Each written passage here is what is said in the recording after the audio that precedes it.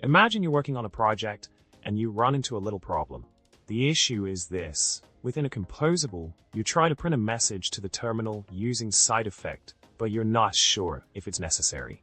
You see, when you include the println statement without the SideEffect around it, everything seems to work just fine. At first glance, it might not make a difference whether you use SideEffect or not.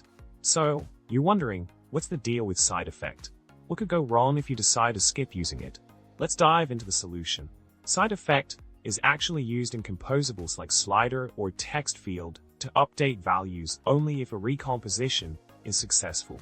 It's particularly handy for loading recompositions, especially before the layout inspector was able to show recompositions.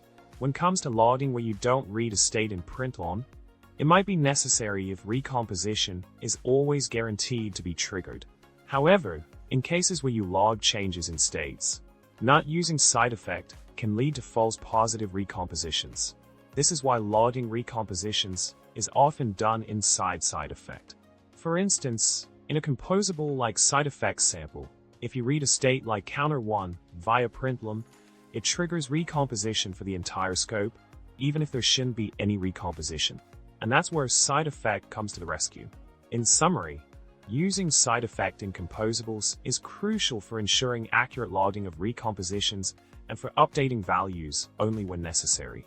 By incorporating SideEffect where needed, you can avoid triggering unnecessary recompositions and maintain the efficiency of your code. So, next time you're loading changes in your composables, remember to utilize SideEffect for precise and effective monitoring.